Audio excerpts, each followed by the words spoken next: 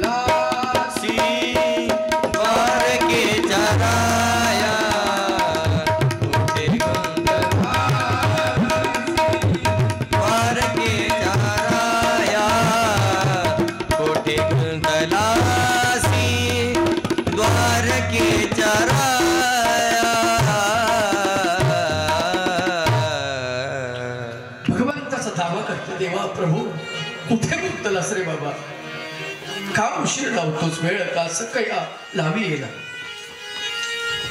दीनानाथ ब्रीद सांभाळी आपुले, नको पाहू केले पाप पुण्य. माझ्याकडून काही पाप घडलं असेल, पुण्य घड, कशाचाच विचार करू नको. येणं रे राजा माझ्या सख्या, माझ्या देवा ये बाबा. तुम्ही अंतःकरणपूर्वक जर देवाला बोलवलं ना, तात्काळ देव हजर होतो. तात्काळ भगवंत किती वेळात आले असतील. दातामध्ये पदर धरलेला आहे, हात जोडलेले आहेत. दुशासन त्या पदराला ओढतो आहे आणि देवाला आवाज देते ती, देवा प्रभू राया कोठे गुंतलासी द्वारकेच्या राया. कोठे असं म्हणता क्षणी दातातला पदर निसटला. हानुवटीच्या खाली येईपर्यंत भगवंत हजर झालेले आहेत. किती अंतर आहे, दात आणि हानुवटी बस 1.5 इंचाचं अंतर आहे, 1.5 ते 1.25 इंच बस. इतक्या लगबगीनं भगवंत आलेले आहेत. भगवंत आले कोणाला कळलंच नाही. पण हा पदर ओढतो आहे, साडी ओढतो आहे आणि एक एक साडी आतून बाहेर निघते आहे. असं काय देवाला द्यावं लागतं मायबाप काहीतरी. द्रौपदीनं देवाला दिलं होतं. काय दिलं होतं? अंगावरचा भरजरी शालू फाडला आणि भगवंताचं बोट कापलं, त्या बोटाला गुंडाळलेलं आहे. काय भगवंताची करामत. एकदा भगवंताचं बोट कापलं असं धरलं बोट सोबत. उद्धव देवा माझं बोट कापलं रे. देवा काय करायला गेली तुम्ही, बोट कापलं कसं? आता ते मी कसं सांगू. पटकन तू जाय कुठून तरी, सुभद्राचं घर आहे म्हणले, जाय पटकन जाय घेऊन ये चिंदी. गेले सुभद्राच्या घरी. नारद मुनी ते बसले, आपलं उद्धवदेव म्हणले चिंदी सांगितली, चिंदी आता कशाची चिंदी, ती पाहत बसेली चिंदी कुठे आहेत. कन्हैया पाठीमाग, कन्हैया तुला कळते का राजवाड्या इथे चिंदी कुठून सापडणार, ते बी खरंच आहे. आणि भगवंत द्रौपदीकडे, द्रौपदी माझं कन्हैया बोट कसं कापलं रे, अंगावर भरजरी शालू होता, टरकन फाडला, त्याची चिंदी गुंडाळली भगवंताच्या बोटाला. अंगावरच्या भरजरी शालूचा त्याची पर्वा केली नाही. लक्षात घ्या भगवंता पुढे हे कर्ज आहे, देवावरती कर्ज आहे ते. चिंधी बांधते द्रौपदी हरीच्या बोटाला, चिंधी बांधते द्रौपदी हरीच्या बोटाला, चिंदी बांधते द्रौपदी हरीच्या बोटाला, चिंदी बांधते द्रौपदी हरीच्या बोटाला. भरजरी फाडून सेला, हो हो भरजरी फाडून सेला, चिंधी बांधते द्रौपदी हरीच्या बोटाला, चिंधी बांधते द्रौपदी हरीच्या बोटाला. चिंदी बांधते द्रौपदी हरीच्या बोटाला, चिंदी बांधते द्रौपदी हरीच्या बोटाला. चिंदी बांधलेली त्या चिंधीची परतफेड भगवंतानं केलेली आहे. एक एक वस्त्र येत आहेत, आतून बाहेर पडत आहेत, ओढून ओढून दुशासन परेशान होतो आहे. कुठले कुठले वस्त्र आले त्याचं वर्णन फार सुंदर आलेलं आहे. छापी व चिठ्ठा मुंबईचे लांब रुंदते खास पुण्याचे, छापी व चिठ्ठा मुंबईचे लांब रुंदते खास पुण्याचे, दाडे बरडे मालेगावचे, द्वयपदरीचे धनवारीचे, द्वयपदरीचे धनवारीचे, इंदूरचे ते हिरवेगार, अहमदाबादचे बहुशकुमार, सेरा काजळी काश्मीरीचा, बुट्टेदार जरी पदराचा, बुट्टेदार जरी पदराचा, एका होणी एक सवाई, कृष्णने सवी बहुचतुराई, सोडविता मग झाली घाई. पितांबर देखिला भगवा कि दिसतो सर्वांना, भक्तासाठी तो जगजेठी माधव अवतरला. वस्त्र पुरविले सभेसी येऊनी, सोडवी भगिनीला.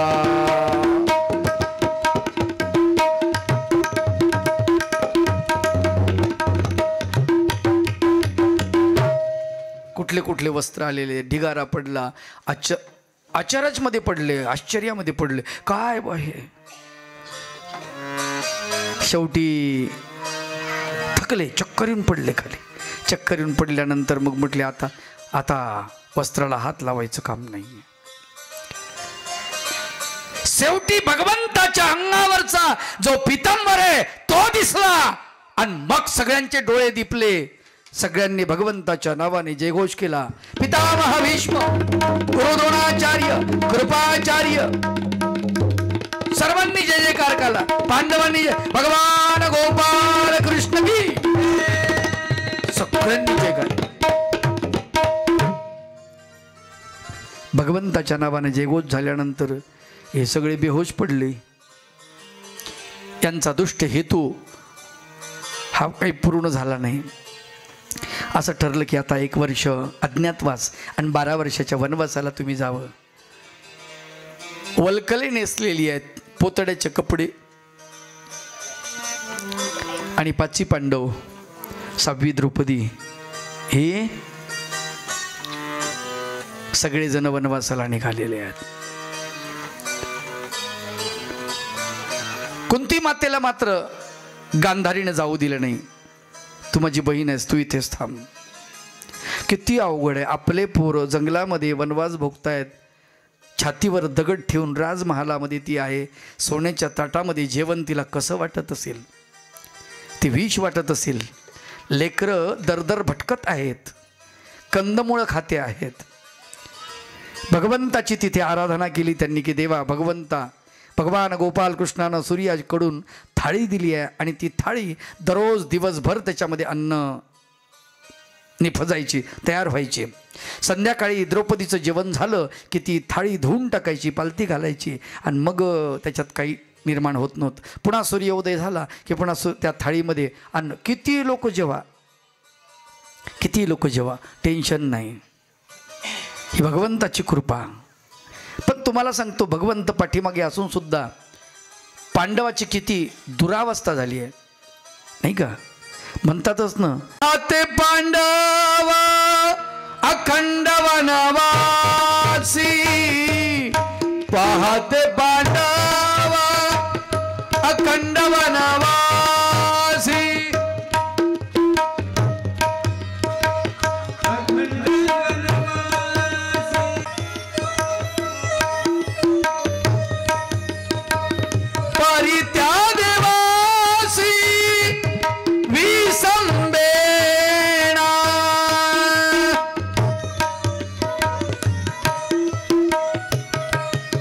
पहाते पांडव अखंड वनवासी, परी त्या देवासी विसंबते. देवाला मात्र विसरत नाहीत. अखंड वनवासी झालेले पांडव सुद्धा भगवंताला विसरत नाहीत, भगवंताचं नामचिंतन करतात. लक्षात घ्या. यांचा सुंदर असा कारभार चाललेला आहे. तिकडे सुदामा दारिद्र्यानं पिडून गेला बिचारा. लोकांकडे जायचा, भिक्षा मागायचा. लोक असे भिक्षा द्यायचे. कशी द्यायचे? माऊल्या पिठामध्ये हात बुडवायच्या आणि त्याच्या झोळीमध्ये हात झाडायच्या. आता हात झाडून किती पीठ जमा होणार आहे? असं जमा झालेलं पीठ म्हणजे 100 घरं जरी मागितले तरी 2 भाकरी होणं मुश्किल. पण तरी तो मात्र म्हणायचा, नाही, हे आपलं दारिद्र्य आहे, असू द्या, आपले कर्मभोग आहे. त्याला तो कधीच हटला नाही. भगवंताचं नामचिंतन करायचा आणि विनामूल्य शिक्षण द्यायचा. शिक्षक कसा असावा लक्षात घ्या.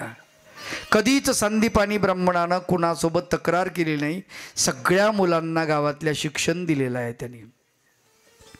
त्या नगरीमध्ये जो तो राहतो, त्या नगरामध्ये खरं तर त्यांनी शिक्षण दिल्यामुळे त्याचा उदरनिर्वाह त्याच्या कुटुंबाचा आनंदानं व्हायला पाहिजे. पण नाही, भिक्षेवरतीच मी जगेन.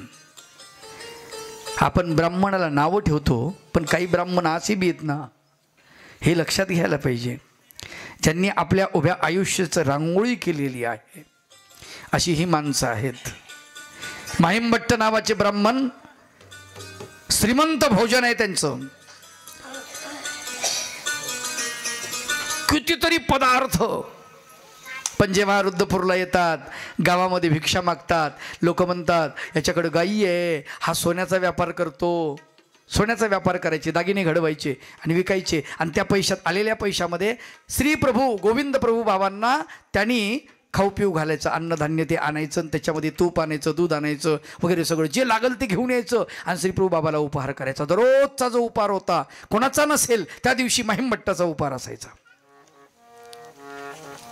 पण हा मात्र भिक्षा मागून खायचा. त्याच्यामुळे लोक आपल्या घरातलं शिळं इटकं वाळलेलं असं वाढायचे. का? तर तिथे रावळांच्या गायी आहेत, त्या गायीला हा खाऊ घालत असेल असं म्हणून बाया त्याला काही हा थोडाच खात असेल तरी तक्रार नाही. हाही ब्राह्मणच आहे ना. सुदामाच्या पत्नीनं सांगितलं, का हो तुम्ही भगवंताचे फार गोडवे गाता. म्हणले एखाद दिवशी भगवंताकडे जा ना भेटीला. अगं वेडे, तो द्वारकाधीश श्रीकृष्ण आहे. तो माझा मित्र नाही नुसता, तो राजा आहे. आणि राजाच्या भेटीला गेल्यानंतर, मोठ्याच्या भेटीला गेल्यावर रिकाम्या हातानं कसं जावं? त्याच्यामुळं म्हणे मग आपल्याकडे काही नाही, आपण दरिद्री आहोत. जाणं हो जाणं, काहीतरी देईल तुमचा मित्र. अगं म्हणले देवाला कुठं मागत असतात का? मागू नये. मागून देवाला लहान करू नये. भक्त देवाला मागत नसतो म्हटले, देवाला लाज आणायची नाही म्हणले. बघा बाई, आपले एवढं दरिद्र्य आणि काय मागायचं तरी काय देवाला? नाही, थोडंफार पोटभर अन्न भेटेल, कपडा मिळेल आपल्याला, एवढंच मागायचंय म्हणले. तेवढंही तुमच्याच्यानं होत नाही, मागा ना तेवढं. हे बघा मी मागणार नाही, त्यानं मनानं दिलं आणि देईन म्हणले. एवढा मोठा ज्ञानी आहे तो, आपल्या माणसाच्या अंतकरणातलं जाणतो, त्याला काही कळत नाही का? अगं म्हणले पण जायचं काहीतरी त्याला भेटायला लागेल ना. शेजारणीच्या घरी गेली, काकू थोडं काही आहे का तुमच्याकडे? म्हणजे काय पाहिजे ग? म्हणजे आमचे हे चाललेत द्वारकेला, तर काही पोहे वगैरे, आणि ते पोहे दिले तिने. ते पोहे उपरण्यात बांधले. उपरणं बी असं त्याला अनेक गाठी त्या उपरण्याला, आणि त्या एका गाठीमध्ये हे पोह्याची गाठ, मुठभर पोहे.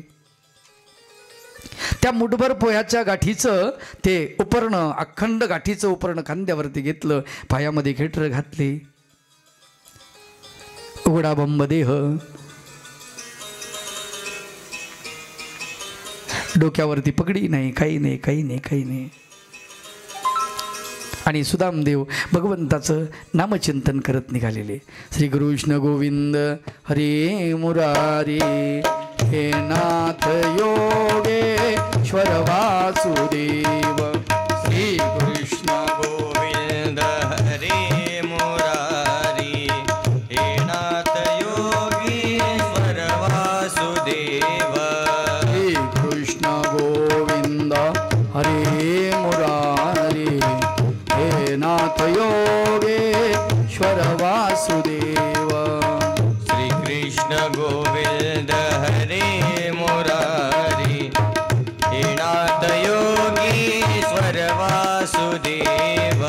हे नाथ योगेश्वर वासुदेवा, हे नाथ योगेश्वर वासुदेवा. श्री कृष्ण गोविंद हरे मुरारी, हे नाथ योगेश्वर श्री कृष्ण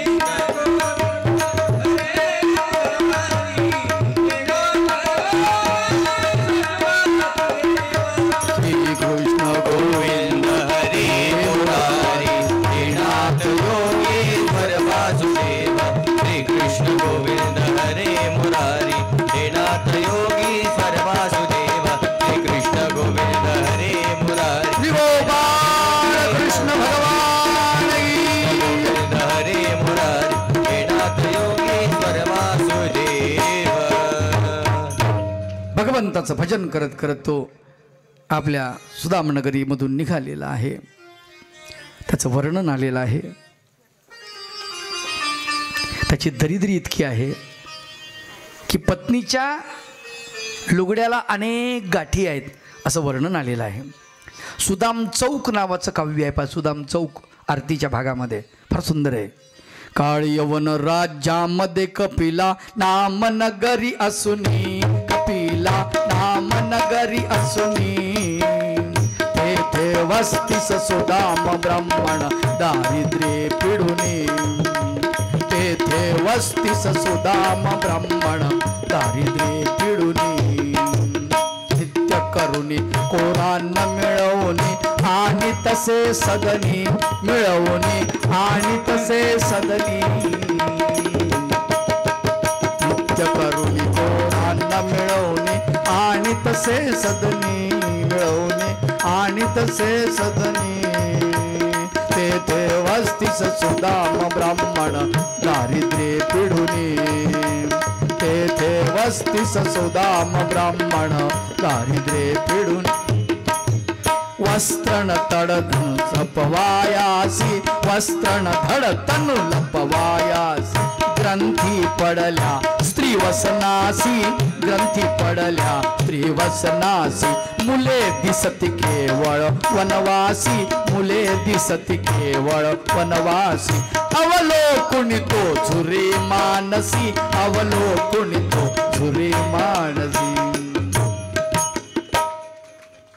मुलांची ती अवस्था, केविलवाणी चेहरे मुलांचे, असा तो सुदामदेव. फार सुंदर वर्णन आहे. सुदाम चौक नावाचं काव्य आहे आरतीच्या भागामध्ये, फार सुंदर आहे. आलेला आहे. दररोज दर मुक्काम करत करत एखाद्या गावात थांबायचं, भिक्षा मागायची, मुक्काम करायचा. एखादी चावडी असेल, एखाद्या संताचं ओसरी असेल, तिथे थांबायचं. असं करत करत करत करत द्वारकेला गेलं. द्वारकेचे कळस झळकले आणि जसं द्वारका बघितली, खूप आनंद झाला, खूप आनंद झाला. नमस्कार. आया हूँ दरबार तुम्हारे, आया हूँ दरबार तुम्हारे, आया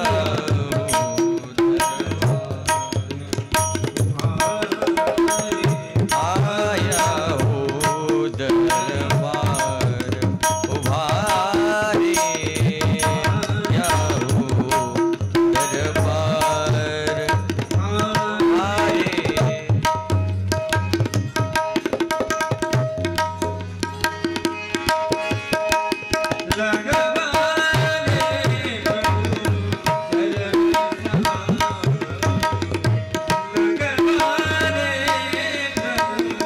चरण सहारे आया हो दरबार तुम्हारे, आया हो दरबार तुम्हारे,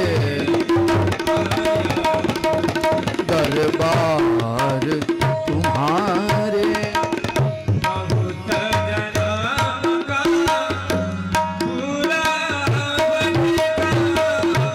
बहुत जनाम का भोला भटका,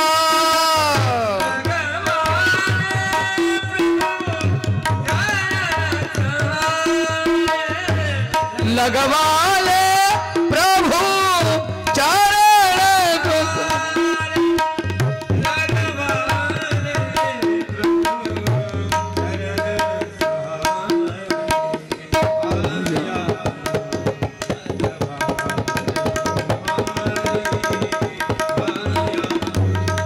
दरबार तुम्हारे, आया हूँ दरबार तुम्हारे.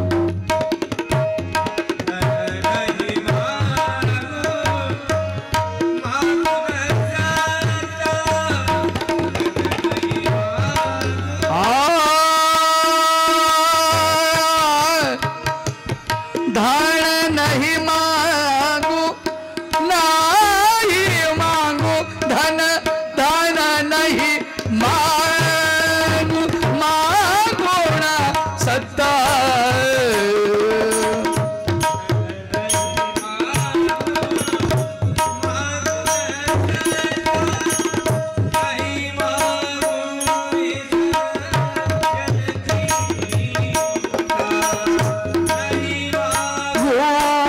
शयन की ममता,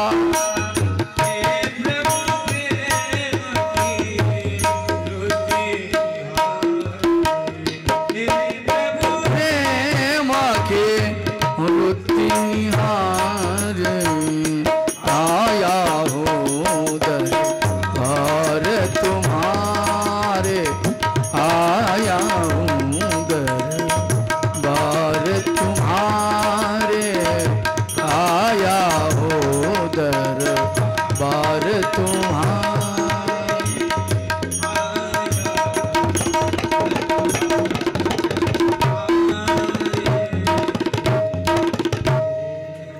सुदामदेव द्वारकेच्या महाद्वारामध्ये येऊन पोहोचला. जसा पोहोचला तुम्हाला सांगतो, आता पायामध्ये पायतन नाही, काही नाही, असे अवस्था खराब, गरिबी, अंगामध्ये कुडता नाही आहे, गळ्यात एक जानव, जटा वाढलेल्या, दाढी वाढलेली, पण चेहऱ्यावरती प्रचंड तेज आहे. जसा महाद्वारामध्ये आला, द्वारपालाने अडवलं, अय कुठं चालला भाऊ? कृष्ण भगवंताला भेटायला. अरे वेड्या, काय पाहिजे तुला? सोनं चांदी, काही गाई म्हशी वगैरे, काही धनधान्य? अरे नाही, मला देवाची भेट घ्यायची आहे. अरे देवाचं दर्शन, दरबार लागतो त्यावेळेस भगवंत येतात, त्यावेळेस दर्शन घ्या, आता नाही ना, वेळ नाही देवाच्या भेटीची. अरे देवाला सांगा की तुमचा मित्र कृष्णाचा, अरे अरे काय बोलतोस बाबा, तुझी अवस्था कशी, त्याची अवस्था कशी. तो द्वारकेचं राज्य स्वतः न घेता बलरामाला दिलं, असा एवढा मोठा अखिल कोट ब्रह्मांड नायक भगवंत, आणि तू बघ कसा किती दरिद्री. त्याच्या अंगावरती कसे भरजरी वस्त्र, तुझ्या अंगावर वस्त्रसुद्धा नाही. त्याच्या अंगावर किती अमूल्य असे रत्न, तुझ्या अंगावर त्याच्या डोक्यावरती मोर पिसाचं मुकुट आहे, तुझ्याजवळ काहीच नाही. त्याच्या जवळ बासरी आहे, वेणू आहे, तुझ्याजवळ काहीच नाही. अवघड काम आहे. आता हे सगळं ज्यावेळेस ते तुलना करतात ते म्हणते अरे ते सगळं राहू दे भाऊ, पण तू जाऊन तर सांग, कमीत कमी काय जाऊन तर सांग की सुदामा आला म्हणावं. अरे काय चेष्टा लावली का रे तू. हा म्हणतो अरे ऐका रे माझं, मला त्याची भेट घेऊ द्या, मला काहीच नको, मी आतमध्ये येणार नाही, मी इथेच थांबेल, फक्त तुम्ही निरोप देऊन या. आणि त्यांना निरोप दिला काय एवढं सांगा. एक शिपाई द्वारपाल जरा दयाळू असतो, तो म्हणतो अरे काय बा, ते भगवंत आहेत, त्यांची करामत माहीत नाही, कोण त्यांचा मित्र असेल किंवा कोण सखा असेल, कोण भक्त असेल, आपल्याला नाही कळत, आपण जाऊन सांगायला पाहिजे. मग तो गेला आतमध्ये धावत पळत. राजसभेमध्ये भगवान गोपाल कृष्ण बसलेले आहेत सिंहासनावरती, राजाच्या सिंहासनावरती तो बलराम दादा बसलेले आहेत. सगळी राजसभा खचाखच भरलेली आहे आणि त्याच्यामध्ये हा नौकर जातो द्वारपाल यांनी नमस्कार केला. महाराज प्रणाम असो. बाहेर एक द्वारपाला वा ठेवून मी इकडे आलो आहे आणि एक साधक आलेला आहे, गळ्यामध्ये जानवा आहे, बहुतेक ब्राह्मण असावा, पण कळकट एकदम मांगोळ केली नसेल बहुत दिवसाची असं वाटते. दाढी वाढलेली आहे, डोकी वाढलेली आहे, असं चेहरा म्हणजे वेगळा, पण तेजपुंज आहे मात्र, असं डिगडिग पासोळ्या, शरीर एकदम अंगकाठी सडसडीत आहे बिलकुल. पण तो म्हणतो की मी तुमचा मित्र आहे. म्हणजे काय नाव सांगितलं त्यांनी, सुदामा. सुदामा आलाय. कृष्ण भगवंतानी सिंहासनाहून खाली उडी घेतली, खाली उडी घेतली. तुम्हाला सांगतो द्वारपालाला जेव्हा जायला सांगतात,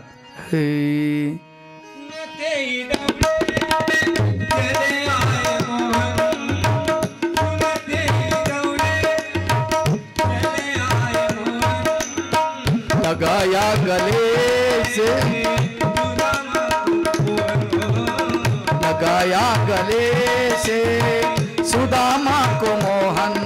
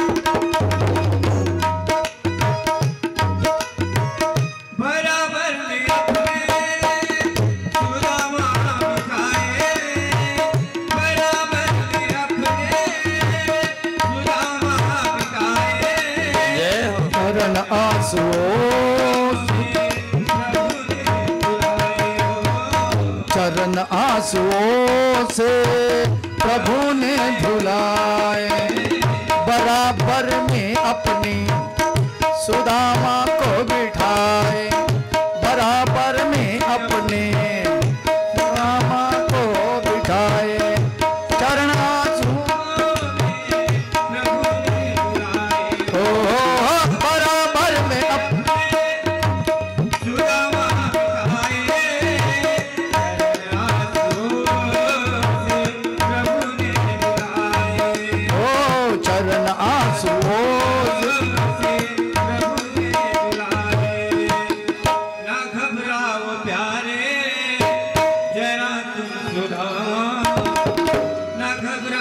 प्यारे जरा तुम सुदामा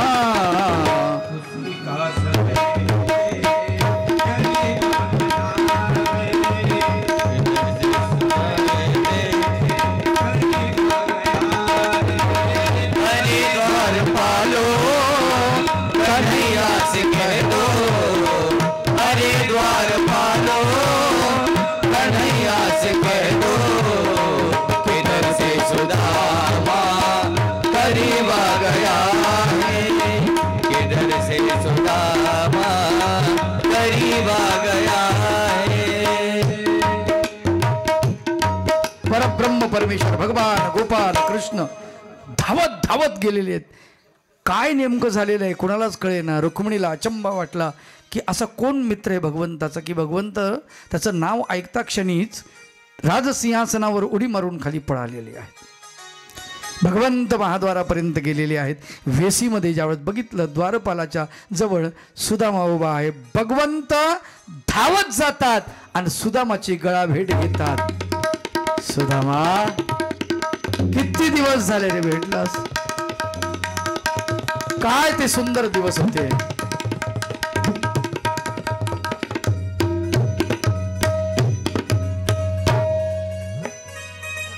ओ कागजी की कसती ओ बारिश का पाणी. हाय लहानपण अवघड असतं. सगळं सगळं भगवंत सुदामा आपण जायचो. गुरुमाता आपल्याला काड्या आणायला पाठवायची सरपण आणायला आपण जायचो. काय मजा यायची नाही. वेगवेगळे खेळ खेळायचो. काय नाही लहानपणीची काही काही खेळायचे ते खेळच शिल्लक राहिलेलं नाही. भोरा भोरा बघितला का तुम्ही. भोरा